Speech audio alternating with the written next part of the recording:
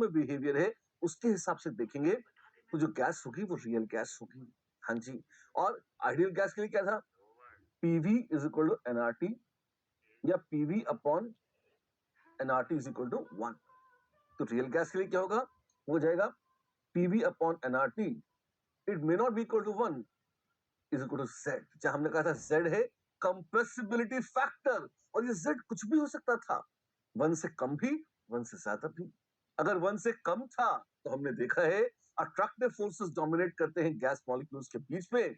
अगर 1 से ज्यादा है तो इसका फिजिकल इंटरप्रिटेशन है रिपल्सिव फोर्सेस डोमिनेट करते हैं गैस मॉलिक्यूल्स के बीच में, राइट?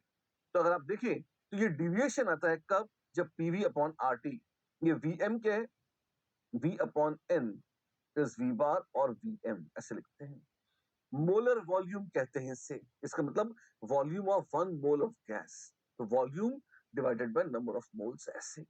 एक छोटा सा रिकैप और बता दूं आपको, पिछली क्लास में हमने दो बहुत ही महत्वपूर्ण ऑब्जर्वेशंस देखे थे। आइडियल प्रेशर और रियल प्रेशर में अगर मॉलिक्यूल्स अट्रैक्ट करेंगे, वापस पीछे खींचेंगे एक दूसरे को, तो उतने जोर से मॉलिक्यूल्स दीवार पर टकरा नहीं पाएंगे, और जो रियल प्रेशर लगेगा वो कम होगा आइडियल के मुकाबले। P real less than P ideal if attractive forces dominate. P real more than P ideal if repulsive forces dominate. एक तो हमने ये दो चीजें देखी थी। वॉल्यूम, आइडियल वॉल्यूम किसको कहते हैं ये मत भूल जाना, बहुत कम साफ साफ बात होती है इसके बारे में। आइडियल वॉल्यूम क्या है? वो वॉल्यूम जिसमें गैस का मॉलिक्यूल घूमने फिरने के लिए स्वतंत्र है, वो वॉल्यूम कहलाता है आइडियल वॉल्यूम। रियल वॉल्यूम क्या है? जिसको हम नापते हैं, और किसको नापते हैं? हम तो कंटेनर के इनर वॉल्यूम को नाप लेते हैं। तो volume of container is V real and V ideal is V container minus volume actually occupied by gas molecules. तो हमेशा आइडियल वॉल्यूम रियल वॉल्यूम से थोड़ा सा कम होगा, बहुत असाधारण हो जाए आइडियल केस में तो बराबर हो जाएगा, अदरवाइज वो रियल से कम ही होगा। ठीक है, चलिए यहां तक हमने पिछली बार देखा था, उसको रिकैप कर लिया, और यहां से आइए हम अपनी कहानी को आगे बढ़ाते हैं। एक बात गौर करिए, जैसे जैसे प्रेशर कम होगा, बहुत बहुत लो प्रेशर मतलब वॉल्यूम बहुत बढ़ा दिया, मॉलिक्यूल्स बहुत दूर चले गए। अगर मॉलिक्यूल्स बहुत दूर चले गए, इंटर मॉलिक्यूलर स्पेसेस बहुत बढ़ गई हैं, तो volume actually occupied by gas molecules, छोटे छोटे मॉलिक्यूल्स हैं, बिल्कुल नेग्लिजिबल हो जाएगा compare to volume of container gas.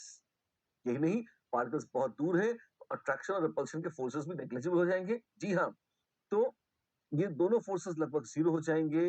Volume तो आप देखें कि जो नॉन आइडियलिटी का उदय जिससे होता था, अट्रैक्टिव रिपल्सिव फोर्सेस या volume actually occupied gas molecule से, both the factors are tending to become negligible. इसका मतलब z will tend to become 1 या z tends to 1 at very very low pressures. Make sense? या low density as p tends to 0 या v tends to infinity या density tends to 0, आप कहेंगे z tends to 1। ऐसा कैसे? By basic definitions, common sense. ठीक है ना? चलो, अगर बीच की स्थिति है तो, अगर इंटरमीडिएट प्रेशर से तो z लेस देन 1, जिसको हम नेगेटिव डिविएशन कहते थे, उसमें अट्रैक्टिव फोर्सेस ज्यादा है, रिपल्सिव कम है।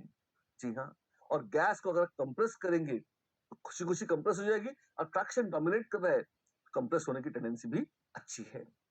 इसी की बजाय जैसे जैसे आप प्रेशर बढ़ाते जाएंगे, एक नया पंगा देखेंगे, क्या होगा? मॉलिक्यूल्स बहुत करीब आ जाएंगे, उनमें रिपल्शन डोमिनेट करने लगेगा। स्टैंडर्ड ग्राफ अगर आपको याद हो, कैसे याद होगा बताया नहीं आपने, सुन लीजिए, ऐसा होता है Z वर्सेस P। अगर आप ग्राफ बनाएं, Z इसको 1 ग्राफ किसका होता है? Z बराबर 1 ग्राफ है, कम ऑन। जी हाँ, ये है आइडियल गैस का, और ऐसा ग्राफ आ जाता है। ऐसे तो ऐसा टिक लगाते हैं टीचर, ऐसा कॉपी में वैसा ग्राफ आ गया, वैसे ही ग्राफ है, हल्का सा नीचे और टैंग ऊपर, इस तरह से। अब आप देखिए, z लेस देन 1, z मोर देन 1, हमेशा ये ऊपर ही जाता हुआ ग्राफ मिलेगा आपको टिपिकली, तो इसका मतलब हाई प्रेशर पर, अगर प्रेशर हाई है, या ये देखिए प्रेशर की वैल्यू हाई है, Z मोर देन 1 हो रहा है, प्रेशर हाई है, वॉल्यूम को कम करके पिचका कर मॉलिक्यूल्स को पास पास ले आए हैं। प्रेशर बढ़ाएंगे, जैसे जैसे प्रेशर बढ़ाएंगे वॉल्यूम को पास पास या कम करते जाएंगे, मॉलिक्यूल पास पास आएंगे, उनके इलेक्ट्रॉन क्लाउड्स टकराएंगे, वो एक दूसरे को रिपेल करेंगे, रिपल्सिव फोर्सेस डोमिनेंट होंगे, तो आप देखेंगे Z now will become more than 1। तो टिपिकली अगर हाई प्रेशर कर लेंगे तो Z always tends to more than 1। इसका मतलब attractive forces are less, repulsive forces are dominant, and अगर रिपल्शन डोमिनेट कर रहा है तो फर्दर कंप्रेशन गैस का कठिन हो जाएगा, उतनी सुविधा से अब गैस कंप्रेस नहीं होगी। Make sense? इसी ग्राफ को अगर अलग अलग टेम्परेचर्स पे देखें तो कैसा बनेगा, आइए बताता हूं आपको। ग्राफ याद होना चाहिए आपको। Z बराबर 1 ये था। आप ये देखिए, कम टेम्परेचर पर बड़ा अट्रैक्शन है, ठीक है। आप ये देखिए T4 कम टेम्परेचर है, मस्त अट्रैक्शन चल रहा है। ऐसे आपको साथ में रखने के लिए मैंने ग्राफ ट्रेस करके दिखाया एक बार, ये वाला T4। टेम्परेचर बढ़ाया आपने, जब आप टेम्परेचर बढ़ाएंगे तो प्लीज नोट, अब ये ग्राफ कुछ ऐसा हो जाता है, इस तरह से, ऐसे एक टेम्परेचर पे ये था, दूसरे पे ऐसा था, और जैसे जैसे बढ़ाते जाएंगे प्लीज नोट ये डिप ऊपर चलती जाएगी, और एक टेम्परेचर T1 ऐसा आएगा जब वो अंदर डिप मारना बंद करके डायरेक्ट ऊपर ही ऊपर कट लेगा, या प्रैक्टिकली जितने भी आप प्रेशर्स नाप रहे हैं आप उसके लिए देखेंगे Z is more than 1 only.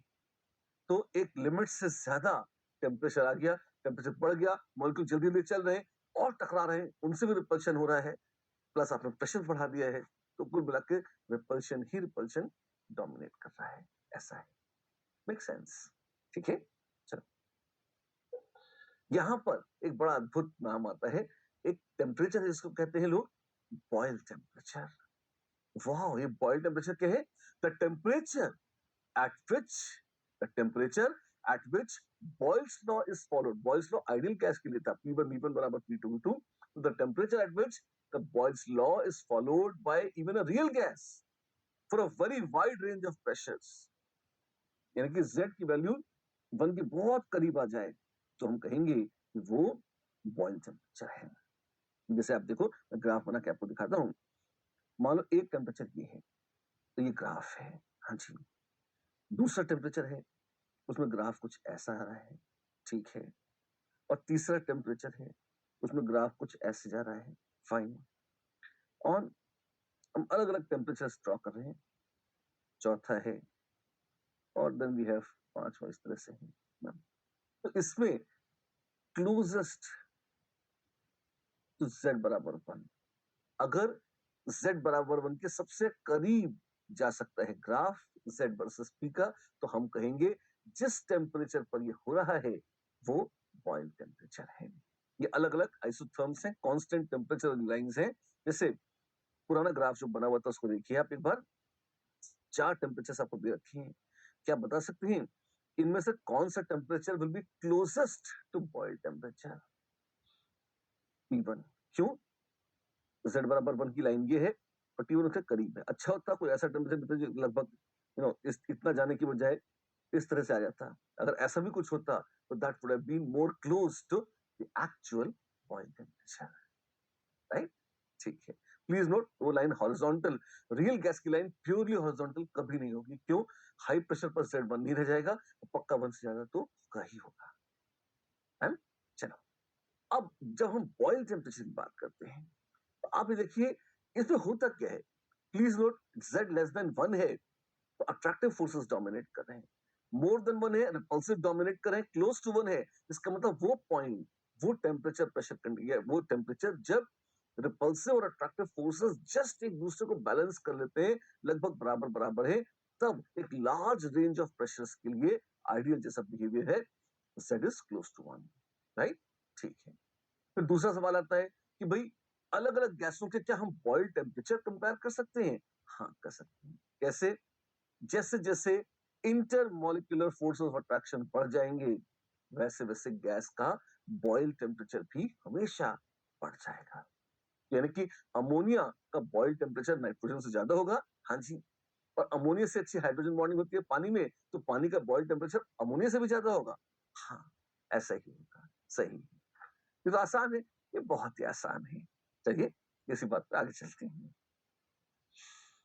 Hydrogen और हीलियम कुछ और भांग खा के आती हैं। कैसे? मतलब वो कहती है कि बाकी सबका जो ग्राफ है, आमतौर पर Z वर्सेस P का ग्राफ है, सब इसे डिप करते हैं और जाते हैं, कोई अलग-अलग गैसों के अलग-अलग ग्राफ हैं इस तरह से।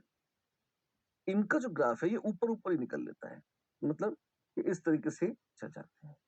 मतलब बहुत साफ है, ये ऐसी दुष्ट गैसें हैं जिनके लिए अगर आप 273 केल्विन या रूम टेम्परेचर पर देखेंगे तो Z की वैल्यू नीचे डिप ही नहीं करती, वो ऊपर ही ऊपर निकल जाती है।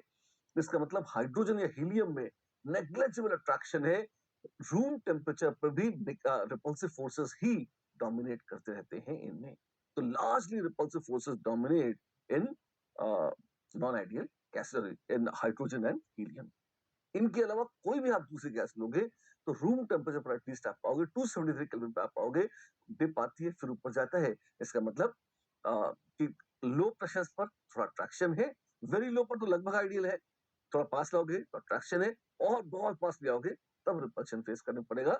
इस तरह का जो ग्राफ था, टिक वाला ग्राफ, वैसा ग्राफ आएगा। किसके लिए? H2 और He छोड़ के बाकी सारी गैसेस के लिए। है?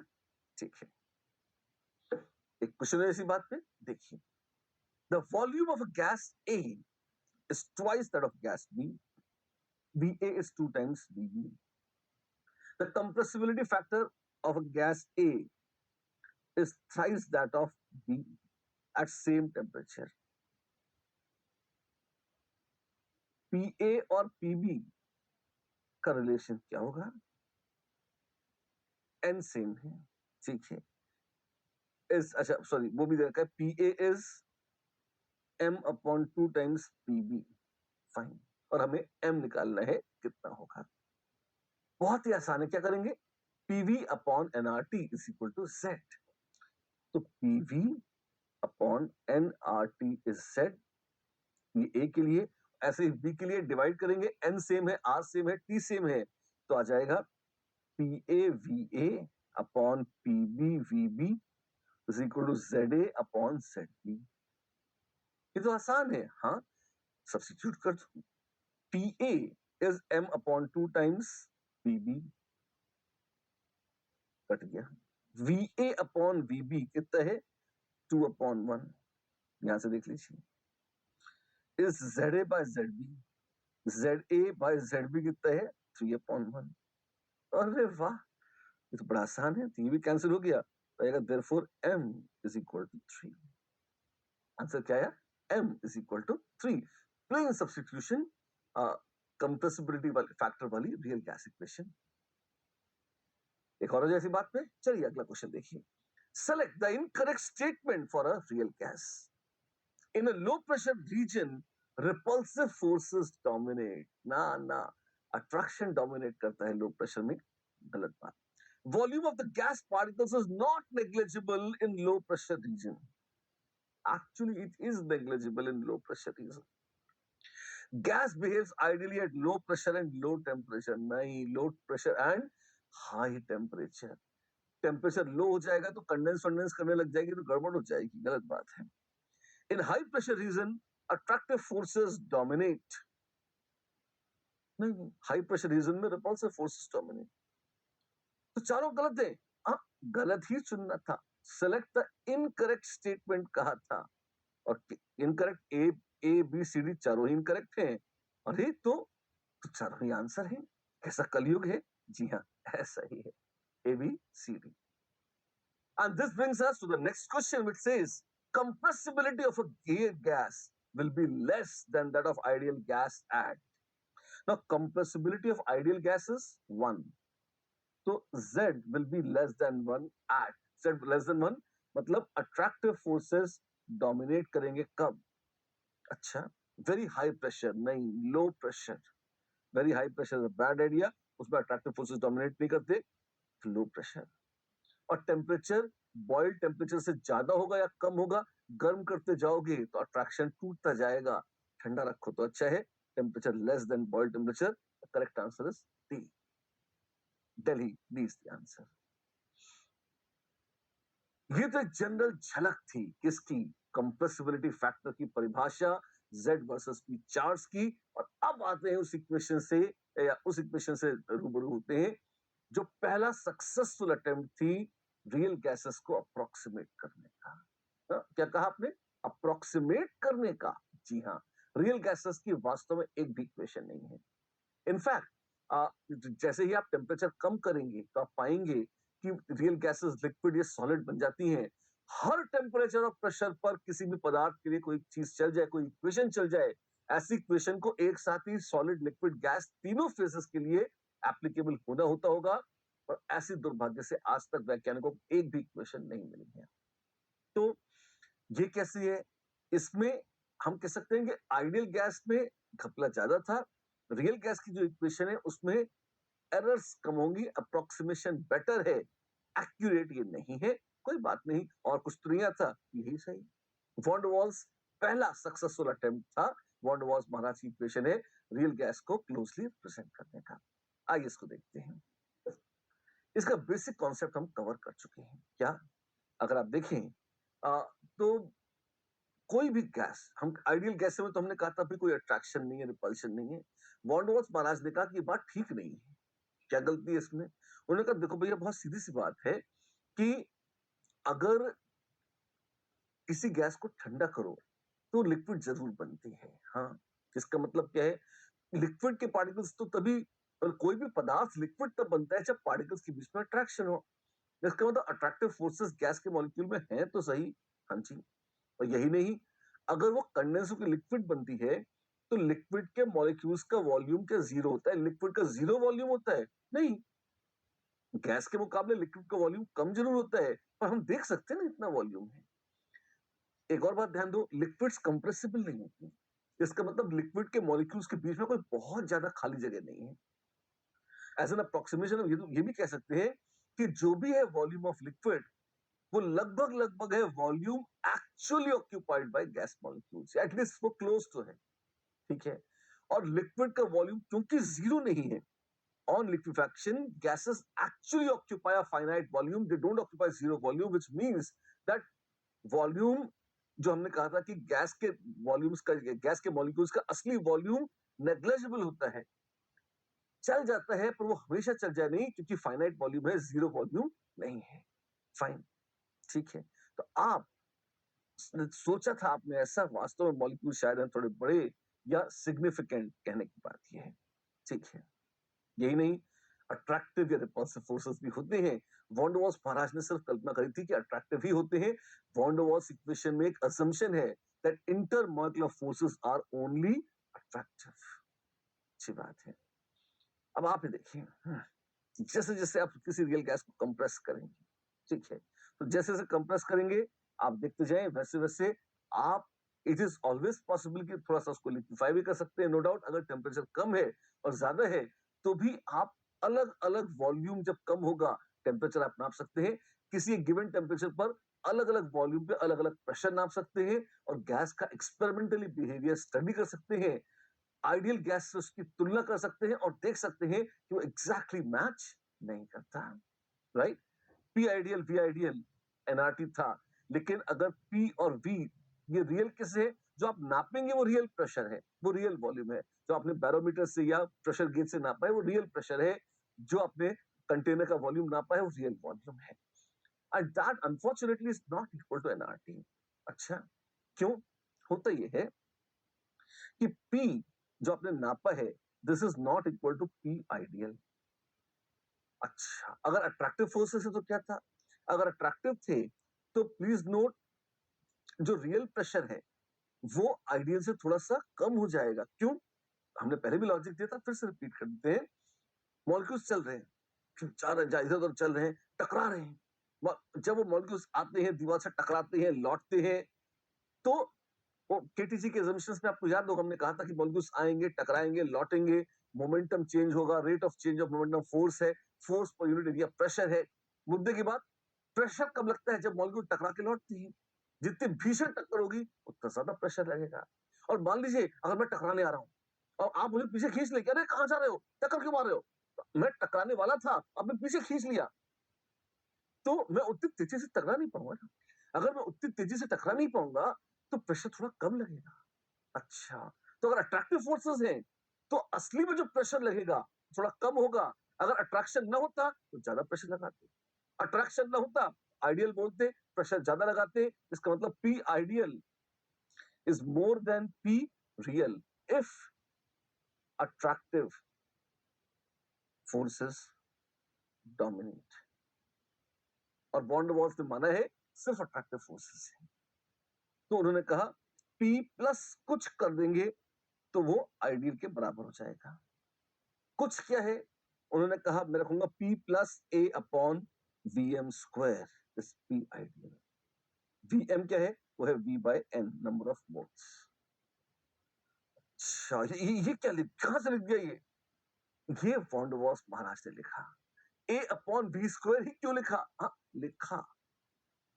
उन्होंने बता दिया कि ये ऐसा करो, और इसी लिए उनका सम्मान में उनके नाम लेते हैं हम, भी वॉन डर वाल्स इक्वेशन है। तो उन्होंने कहा कि आइडियल प्रेशर ऐसा होगा कि जैसे पी में थोड़ा सा कुछ जोड़ दिया जाए। कितना?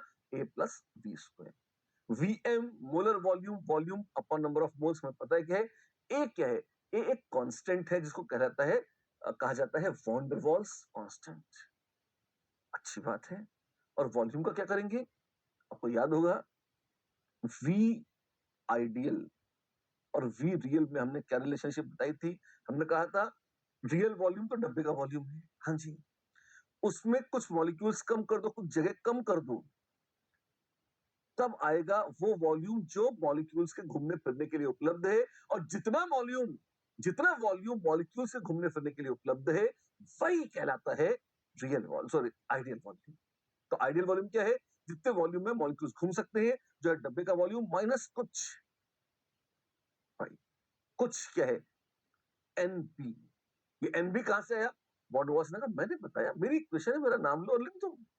अच्छा, और यार इसी पी आइडियल बी आइडियल को अगर यहां सब्स्टिट्यूट कर दें तो इक्वेशन कैसी आ जाएगी? बड़ी मजेदार आ जाएगी, इस तरह से आ जाएगी। कैसे? तो ऐसा करेंगे तो बॉन्ड वॉल्स इक्वेशन आएगी P plus A N square by V square, v minus nb is nRT। This is p ideal, this is v ideal is equal to nRT। अच्छा, और ये क्या है? ये है मशहूर von der Waals equation of state.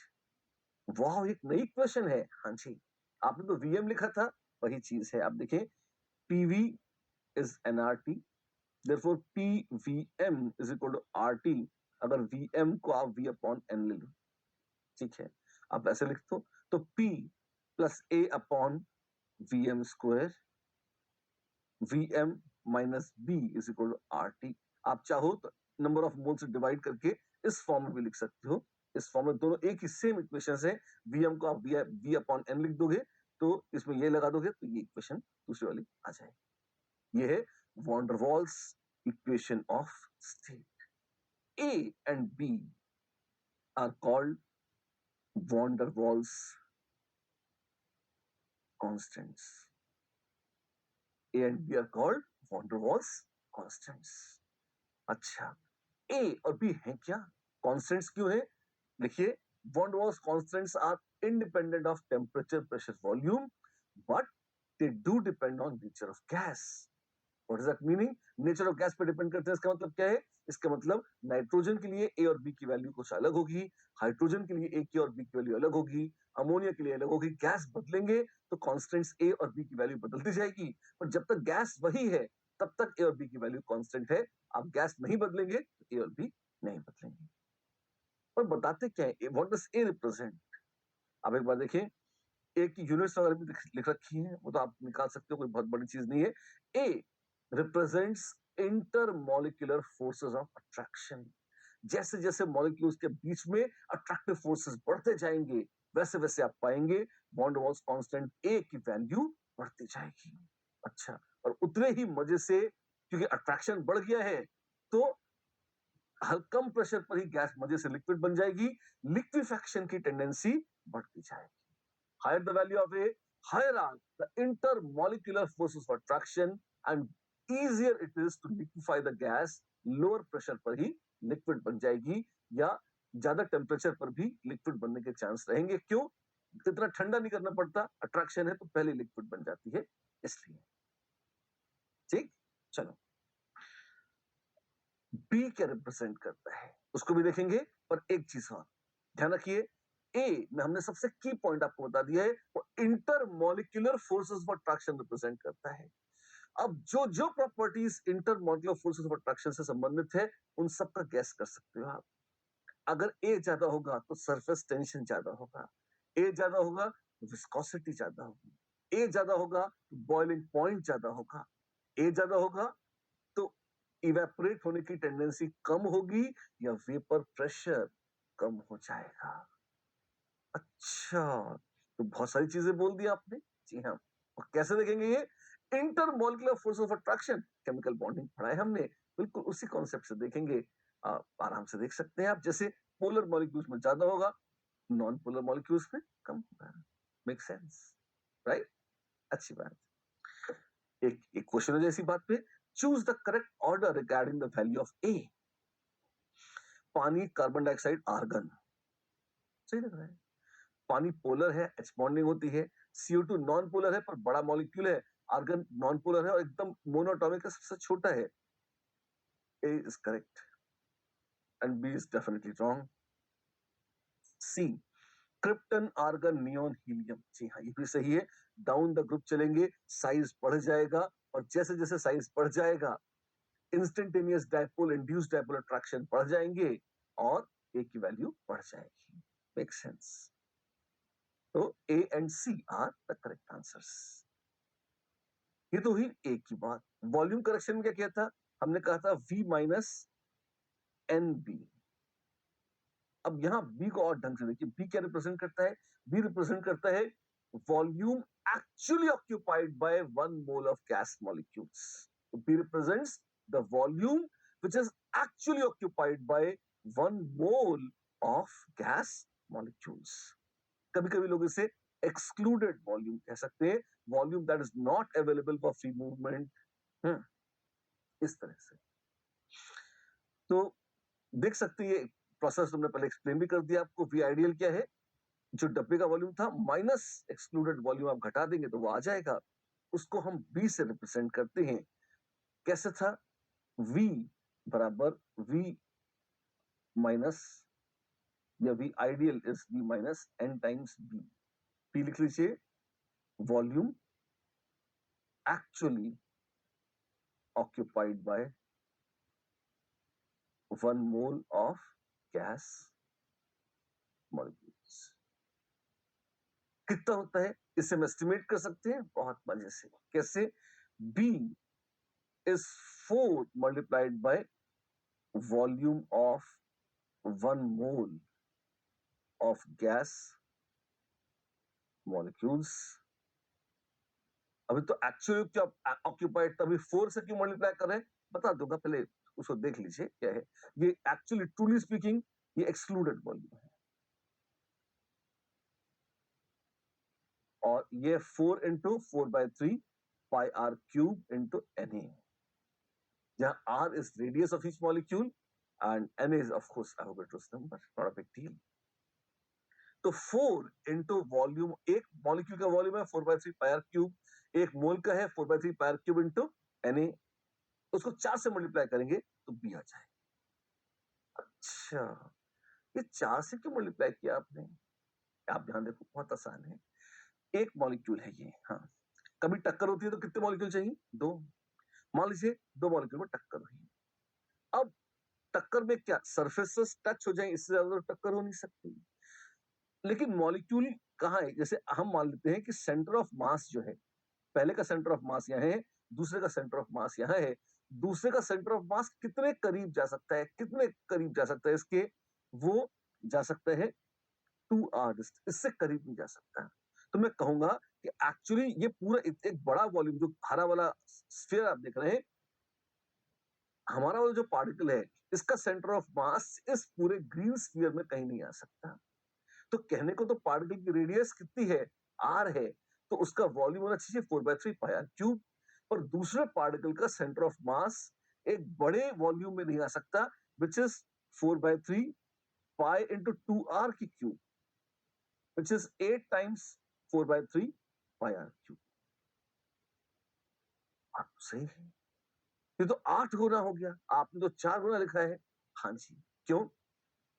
मान लीजिए आपने कहा कि 8 गुना एक्सक्लूडेड है। हाँ जी, प्लीज नोट, ये जब दो पार्टिकल्स की टक्कर हो रही है, अगर दो पार्टिकल्स कोलाइड कर रहे हैं, तो जितना एक के कारण दूसरे का वॉल्यूम एक्सक्लूडेड है, उतना ही दूसरे के कारण पहले का भी एक्सक्लूडेड है, और वो कुल मिलाकर ये 8 टाइम्स आ रहा है। तो आप क्या कहेंगे, इंडिविजुअली एक पार्टिकल के लिए कितना 4 टाइम्स है, ऐसे जहां इसलिए आ जाता है ये 4 टाइम्स। क्या क्या टक्कर, दोबारा बोल रहा हूं, टक्कर हमेशा दो पार्टिकल्स के बीच में होती है। अगर दो पार्टिकल्स के बीच में टक्कर है और एक के कारण दूसरा और दूसरे के कारण पहला, कुछ जगह के मतलब एक फर्स्ट पार्टिकल है, उसके कारण जो दूसरा है वो कुछ वॉल्यूम में नहीं घूम पा रहा, कितने 8v में, दूसरे के कारण पहला भी 8v में नहीं घूम पा रहा है। तो कहने को जो ब्लॉक वॉल्यूम है, दो पार्टिकल्स की टक्कर में जो वॉल्यूम ब्लॉक हो गया है वो 8 times v, where v is the volume of one sphere। दो की टक्कर में ब्लॉक हो रहा है 8v, तो इंडिविजुअली पर मॉलिक्यूल कितना ब्लॉक हो रहा है, पर मॉलिक्यूल ब्लॉक हो रहा है 4v, इसलिए 4 into volume of each molecule लिया है इंटू एवोगैड्रोस नंबर, ताकि 1 मोल हो जाए, और this gives me van Waals constant E। अच्छा, तो तरीका है बी निकालने का? जी हाँ, ये तरीका है बी निकालने का। अच्छी बात है।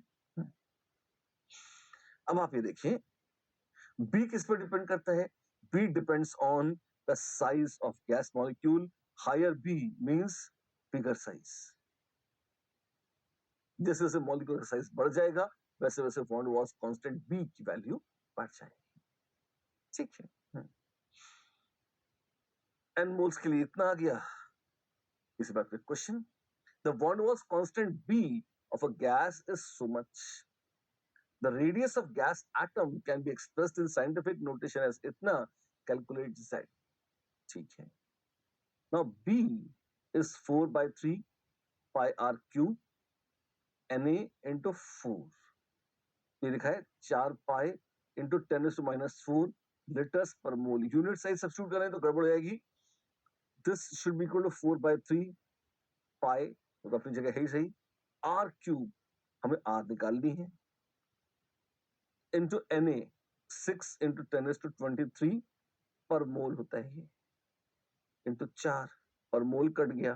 ठीक है, एक लीटर कितना होता है? 1 लीटर इज 1 डेसीमीटर क्यूब। अगर हम सेंटीमीटर्स वगैरह में चाहते हैं तो हमें लीटर को सेंटीमीटर में कन्वर्ट कर लेना चाहिए। एक में 4 पाई काट दें तो ये हो जाएगा 10⁻⁴, लीटर है 10⁻³ centimetre cube. This is 3 2 6, this is r cube into 2 into 4 8 into 10⁻23। Fine, तो r cube is how much? This is 10⁻⁻1 और 10⁻23 उधर चला जाएगा तो 10⁻24 अपॉन 8। अरे वाह, बड़ी इज्जतदार वैल्यू आ गई है। देयरफॉर r क्यूब रूट होगा इसका 10⁻8 अपॉन 2 सेंटीमीटर, ऐसा आ जाएगा, विच इज 5 इंटू 10⁻9 सेंटीमीटर, और वो है z इंटू 10⁻9, देयरफॉर z की वैल्यू कितनी आ जाएगी? 5। Value of z is 5।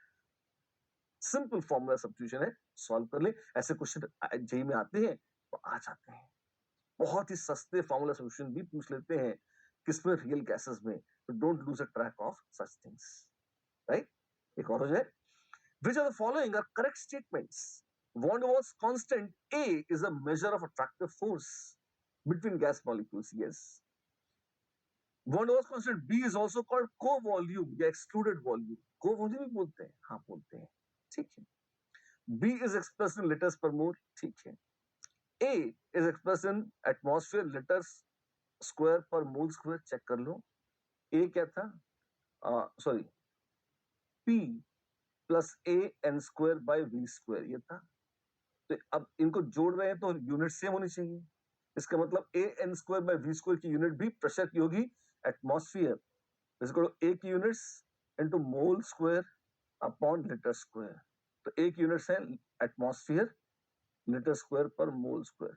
Atmosphere, हाँ सही है, और चारों सही है, चारों सही है, ठीक है, होने दीजिए। ध्यान रखिए, अगर दो गैसेस की वैल्यू B की सेम है और A अलग है, तो इसका मतलब जिसमें A ज्यादा है that will occupy less volume under बाकी सारा सेम कंडीशंस, टेम्परेचर, प्रेशर वगैरह सेम होगा, तो आप देखेंगे उसका वॉल्यूम कम होगा। क्यों? अट्रैक्शन ज्यादा है, तो पास खींच लेंगे, वॉल्यूम कम हो जाएगा, अगर प्रेशर सेम रखना है तो। राइट, ठीक। एक क्वेश्चन करते हैं। A and B are the van der Waals constant for gases, ठीक है। Chlorine is more easily liquefied than ethane because, fine, ClCl और CH3 ऐसा है। अब एक बात बताओ, एक Cl का एटम ज्यादा बड़ा है या पूरा मिथाइल ग्रुप ज्यादा बड़ा है? वेल, फील तो ये आती कि methyl group should be like big, क्योंकि C के साथ थोड़ा बॉन्ड, फिर H छतरी की तरह सब फैले हुए, पूरा ग्रुप मिला के बड़ा है। हाँ, इसमें आपको अलग से यहाँ है नहीं, पर मैं अलग से सूचना देना चाहता हूँ, आप याद रखेंगे तो बुरा नहीं होगा। मिथाइल ग्रुप का साइज ना, आप इसको आयोडीन से भी बड़ा मानो, ये आई से थोड़ा बड़ा ही होता है, Cl तो बहुत छोटी है इसके सामने। अच्छा, तो B of Cl2 is definitely less than van der Waals constant B of ethane। लेकिन बोला है कि chlorine is more easily liquefied, chlorine मजे से लिक्विड बन जाती है, इसका मतलब अट्रैक्शन क्लोरीन में ज्यादा है, इसका मतलब A of chlorine it should be more than A of C2H6। A of chlorine should be more than C2H6, yes। Liquefaction में B का कोई महान रोल नहीं है, इसलिए B को हम छोड़ दें। ठीक, चलो एक और हो जाए। ये क्या है? वही वॉन वॉल्स की इक्वेशन हमने लिखी थी, आप एक बार देख लीजिए। P plus AN²/V², V minus NB is equal to nRT। दिल में बसा लीजिए, थोड़ी लंबी लगती है एक बार को, आसान है, बिल्कुल जबान पे चढ़ जाती है। एक क्वेश्चन करेंगे तो और फील आएगी। Using van Waals equation, calculate the pressure of 10 moles of gas in a 10-liter vessel at 300 Kelvin। Van Waals constant A और B दे रखे हैं। क्या करेंगे? सब्स्टिट्यूट। तो पहले Vm, मोलर वॉल्यूम कितना है? V upon N, which is 10 liter by 10 mole, which is 1 liter per mole। और van Waals equation P plus A upon Vm square, Vm minus B is equal to RT। ये simplified form है, अगर V upon N को Vm लिख देंगे तो ऐसे आती है, इजी पड़ती है मुझे, तो मैं तो ऐसी पसंद करता हूँ। Vm की वैल्यू 1 दे रखी है, तो P plus A is 4.2 litre square atmosphere पर मोल स्क्वायर। Vm यानी कि 1 माइनस B क्या है? 0.037 litre per mole, this is equal to RT। ठीक है, R और T कितना है? R कितना है? T, R तो पता ही, अपने सबको पता ही होता है, लीटर एट 0.0821 लीटर एटमॉस्फेयर पर मोल केल्विन, और T है 300 केल्विन। जय हो, सब्स्टिट्यूट कर दीजिए, क्या जाएगा? मैंने यूनिट्स के साथ सब्स्टिट्यूट किया है ताकि कोई भ्रम न रहे किसी को। P plus A upon Vm square. अच्छा, Vm स्क्वायर में यूनिट चेंज हो जाएंगी और ये बचेगा खाली एटमॉस्फेयर। एटमॉस्फेयर कट गया, लीटर कट गया, पर मोल, और केल्विन से सब कट गए और बढ़िया यूनिट्स सेट हो गई। देखिए यहाँ आ जाएगा आपके पास P इज 0.0821, आपको याद था ये कितना था? लगभग 1/12, तो 1/12 इंटू 300, ठीक है, डिवाइडेड बाय 1 माइनस 0.037, गंदी कैलकुलेशन, 0.963, ईश्वर रक्षा करे हमारी, -4.2, जो कुछ ये आएगा इतने एटमॉस्फेयर आंसर हो जाएगा। कितना आता है? 300 में 12 में पाप नहीं है, 12 25 आएगा, 25 अपॉन 0.963, बस इसका एक इलाज भी है। 1 upon 1 minus x is approximately 1 plus x if x is much less than 1. इसको अगर मैं रखता हूँ 1 minus 0.037, ये हो जाएगा 25 into 1 plus 0.037 minus 4.2, ऐसा आ जाएगा। कितना है? ये है 25 plus 0.037 into 25, 175, 75, 85, 92, ठीक है। तो 1 2 3 डेसिमल तो 0.925, ओ माय गॉड, ठीक है। 0.925 minus 4.2, ठीक है। तो 25.925 minus 4.2, 25 9 में 2 7 1। पूरे कैलकुलेशन भी करके दिखा रहा हूं ताकि आपको फील आती रहे, एग्जाम में पूरा कैलकुलेशन के साथ करना होगा आपको। तो pressure comes out with 21.72 atmosphere. 73 कर लो, चलता है, वो रेंज देते हैं न्यूमेरिकल वैल्यू में, कोई दिक्कत नहीं है, ठीक है। ऐसे हो जाएगा। डायरेक्ट फॉर्मूले में सब्स्टिट्यूट तो क्या है आपने, क्वेश्चन आ जाते हैं आईआईटी में ऐसे, सब्स्टिट्यूट ही करना होता है। लोग कैलकुलेशन से डर जाते हैं, यूनिट्स में गड़बड़ कर देते हैं, आपको कर ले, कोई दिक्कत नहीं है, ठीक। चलिए ध्यान रखिएगा, क्या वॉन डेर वाल्स गैस और रियल गैस एक ही है? ना, वॉन डेर वाल्स गैस वास्तव में न कोई आइडियल गैस होती है और न ही कोई वॉन डेर वाल्स गैस होती है, पर van der Waals gas is a better approximation of real behaviour as compared to an ideal gas. थोड़ी बेटर है इसीलिए बस। रियल गैस कभी आइडियल गैस बन सकती है कुछ कंडीशंस पर। कैसे? आप टेम्परेचर बढ़ाइए और प्रेशर कम करिए। लो प्रेशर और हाई टेम्परेचर पर it tends to behave like ideal gas. क्यों? टेम्परेचर बढ़ा देंगे, मॉलिक्यूल पागल की तरह दूर दूर जाएंगे, अट्रैक्शन को ओवरकम करने की ताकत आ जाएगी उसमें, ठीक है। और अगर अगर लो प्रेशर है, मतलब वॉल्यूम ज्यादा है, मॉलिक्यूल दूर दूर है और volume actually occupied by gas molecule becomes negligible, तो ये दोनों कंडीशंस अगर आप लगाएंगे, ये बड़ी फेवरेबल है। गैस जब ये होगा तो Z tends to 1 and the gas tends towards ideal behaviour. And this brings us to verification of van der Waals equation. Verification मतलब क्या? अलग अलग अप्रोक्सीमेशंस करके अलग अलग टेम्परेचर प्रेशर की रेंज में लेके देखे वॉन डेर वाल्स का बिहेवियर कैसा है, राइट। आइए देखिए, ये थी हमारी परिचित वॉन डेर वाल्स इक्वेशन, बिल्कुल।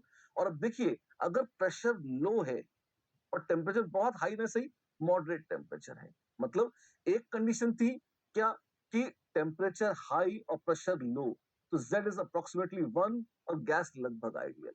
हाँ जी, अब हमने कहा कि इतना डबल धमाका नहीं करो, टेम्परेचर हाई मत करो और प्रेशर को लो कर लो। As pressure tends to a low value, आप कहोगे वॉल्यूम बढ़ जाएगा, और अगर वॉल्यूम बढ़ जाएगा तो इसका मतलब है now I can neglect B as compare to VM, तो VM minus B is approximately equal to VM। क्यों? वॉल्यूम बढ़ गया है, वॉल्यूम बढ़ गया है तो उसके सामने गैस का मॉलिक्यूल का वॉल्यूम नेग्लिजिबल हो गया है, तो मैं लिख सकता हूं P plus A upon V bar square या VM square, V minus B हट गया, इसको तो RT। ये अप्रोक्सीमेटेड फॉर्म है किसका? वॉन डेर वाल्स इक्वेशन का। At low pressure but not so high but moderate temperatures, और we can say this would be good. एक सेकंड ऑप्शन है, कौन सी? सेकंड ऑप्शन क्या है? अभी तक हमने देखा था अगर वॉल्यूम बहुत ज्यादा हो गया, प्रेशर कम हो गया तो क्या होगा? हमने कहा बी नेग्लेक्ट हो गया। क्या A अपॉन VM स्क्वायर ये नेग्लेक्ट हो सकता है? हाँ, ये क्या रिप्रेजेंट करता था? Attractive forces. अट्रैक्टिव फोर्सेस कब नेग्लेक्ट होंगे? हाई टेम्परेचर पर। तो at high temperature P plus A upon VM square is approximately P, तो आ जाएगा van der Waals is P, VM minus B is RT. Wow, ये जी हाँ, this can be approximated if temperature is high. High temperature, this is the approximation. Low pressure, second वाला था कौन सा? जब हम VM के सामने B को निगलेक्ट कर देते थे और कंबाइन कर दीजिए high temperature and low pressure, तो फिर तो डायरेक्ट PV बराबर nRT ऐसे ही आ जाएगा, right. That is how we can see कि अलग अलग कंडीशंस में अगर अप्रोक्सीमेट करोगे तो वॉन डर वाल्स इक्वेशन से भी आइडियल गैस इक्वेशन आ जाएगी, जैसे जैसे आइडियलिटी की तरफ चीजें टेंड करेंगी। Make sense. एक थर्ड केस देखिए, अब दोनों का कॉम हो, कौन सा? Vm हाई है, therefore Vm minus B is approximately Vm, और टेम्परेचर भी हाई है, इसका मतलब P plus A upon Vm square is approximately P। Equation आ जाएगी P into Vm is equal to RT। अरे ये तो आइडियल गैस इक्वेशन है। हाँ, हमने कहा दोनों नेग्लेक्ट होकर आइडियल गैस इक्वेशन हमारे पास आ गई, Z की वैल्यू 1 आ गई। हाइड्रोजन और हीलियम का भी मजेदार टोटका है। ये ऐसे है जिसमें अट्रैक्टिव फोर्सेस होता ही नहीं या बहुत नेग्लिजिबल है। इनफैक्ट वॉन डर वाल्स मानते नहीं है, पर हम तो ये भी जानते हैं कि रिपल्शन डोमिनेट करता है। अगर अट्रैक्शन 0 मान लेते हैं लगभग, तो P plus A upon Vm square is approximately P for hydrogen and helium। तो इक्वेशन आएगी P Vm minus B is equal to RT। जी, अब इसमें अगर आप देखेंगे तो Z को हम बहुत मजे से मॉडल कर सकते हैं, एक दूसरे फॉर्म में रिकास्ट कर सकते हैं और चेक कर सकते हैं कि उसकी वैल्यू 1 से ज्यादा है या कम। कैसे? आइए देखते हैं। अब ये इसको आगे सॉल्व कर सकते हैं। हाँ, कैसे? आइए देखते हैं। P into V M minus P into B is R T. R T से डिवाइड कर दीजिए। P V M upon are T minus P B upon are T is 1। अच्छा, और ये क्या चीज है? याद करिए, ये z था, तो z is 1 plus P B upon are T. Oh wow, z is 1 plus P B upon are टी। 1 प्लस कुछ, ये 1 से ज्यादा है। हाँ, मतलब रिपल्शन डोमिनेट करता है, और H2 और He के लिए हम जानते भी थे रिपल्शन ही डोमिनेट करता है। क्वेश्चन है इसी बात पे, आइए देखते हैं। For 1 mole of a van der Waals gas where B is equal to 0 and temperature is 300 Kelvin, PV versus 1 by V plot, pressure की बजाय 1 by V प्लॉट बनाते हैं, चलता है वो, है ना? Is shown below. The value of van der Waals constant A is. क्या है ये सब? कितना खतरनाक है ये? कुछ भी खतरनाक नहीं है, बहुत ही सिंपल है। आप एक बार ग्राफ देखो क्या है, और उससे हम कैलकुलेशन कर लेंगे। हमको बोला है 1 मोल है, B 0 है, टेम्परेचर 300 केल्विन है, तो P plus A upon V bar square, या Vm हम लोग लिख रहे हैं, तो Vm square, Vm minus B is equal to RT, हम जानते थे। B 0 कर दिया हम, ठीक। N की वैल्यू 1 मोल है, तो जो वॉल्यूम है वही मोलर वॉल्यूम हो जाएगा, तो Vm को V लिख सकते हैं, क्योंकि डिवाइड बाय 1 करेंगे तो वही चीज आ जाएगी, ठीक है। PV versus 1 by V plot, ठीक है, तो PV plus A upon V is equal to RT, तो PV is equal to R minus A into 1 upon V plus RT, ऐसा आ जाएगा।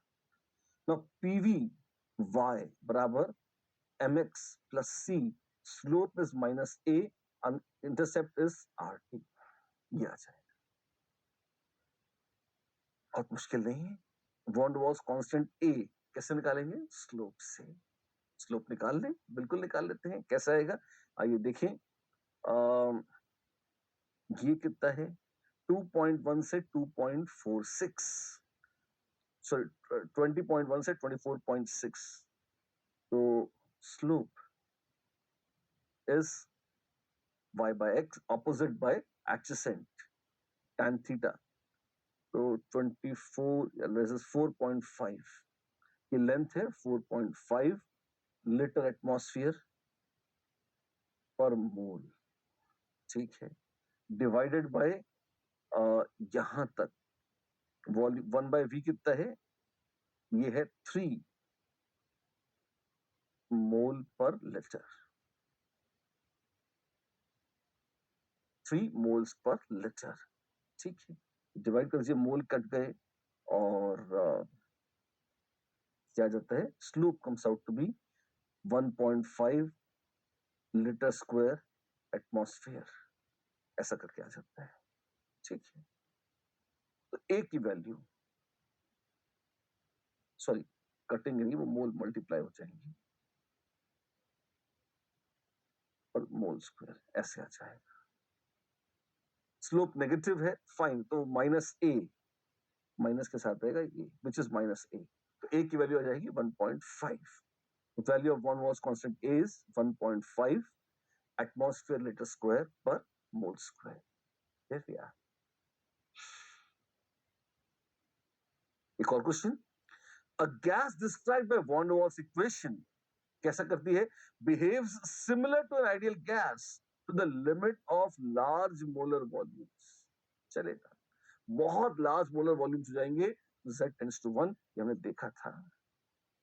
behaves similar to an ideal gas in the limit of large pressures, बिल्कुल गलत है, pressure बढ़ाएंगे तो non ideal हो जाएगी। is characterized by van der Waals coefficient, अच्छा, that are dependent on the identity of gas but are independent of temperature, सच है। van der Waals constants constant मानते हैं, they only depend on gas and on nothing else, ठीक है।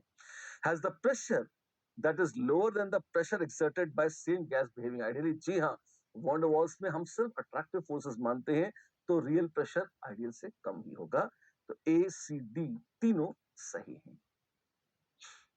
वाह, ये कैसा question है, स्टाइलिश है, देखिए। 1 mole of a monoatomic real gas, जैसे आर्गन टाइप कोई गैस है, satisfies the equation P into V minus B is equal to RT, where P is a constant.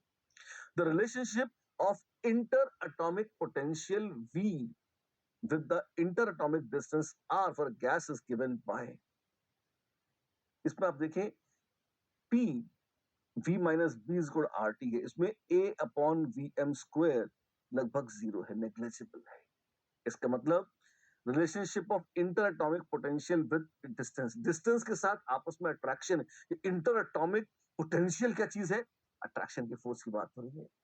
ए की वैल्यू तो 0 कर दी है, तो आपस में क्या कोई भारी अट्रैक्शन है, रिपल्शन है, कुछ नहीं है। अगर अट्रैक्शन वगैरह नहीं है तो क्या होगा, कुछ नहीं होगा, फ्लैट है, it is going to be constant. ना अट्रैक्शन है, रिपल्शन है, तो कोई पोटेंशियल नहीं होगा, बी इज द आंसर। बहुत मासूम सा प्रश्न है, आप देखें, बहुत अच्छा सरल कंसेप्चुअल प्रश्न है, लेकिन उसकी वर्डिंग्स बड़ी स्टाइलिश है, देखिए आप। इसी के साथ आज की कथा होती है समाप्त। अब बात बची है क्रिटिकल कंडीशंस की, क्या हमारी कंडीशन क्रिटिकल हो गई है, ना ना, कैसे क्रिटिकल हो जाती है, कैसे, ये बात तो अब अगली बार होगी, अगली बार इसी की अंतिम बात, यानी कि हम इसी चैप्टर की फाइनल कंक्लूडिंग रिमार्क्स के साथ कुछ बहुत ही मजेदार क्रूशियल कांसेप्ट्स के साथ अगली बार मिलते हैं। आज बस बाय बाय, थ्योरी पढ़ते रहिएगा। रियल गैसेस को पढ़ने का तरीका क्या है, इसमें ये आइडियल गैस इक्वेशन से बहुत अलग है, इसमें मेनली आपको थ्योरी याद होनी चाहिए। आज के लेक्चर में आपको वॉन बॉस इक्वेशन प्रॉपर्ली याद करनी पड़ेगी, ए और बी की फिजिकल सिग्निफिकेंस क्या है प्रॉपर्ली लर्न करने पड़ेगा, और अगर ये कंडीशंस और अप्रोक्सीमेशन वाली कंडीशंस आपको लर्न नहीं होंगी, फिर बड़ी गड़बड़ हो जाएगी। लर्न करके, फॉर्मूले में सब्स्टिट्यूट करके, कैलकुलेशन करके आंसर निकालना, इन सब की प्रैक्टिस करिए। फिर मिलते हैं, आगे बढ़ते हैं, and the final dash to completion of gases next class में। तब तक bye bye, have a great time.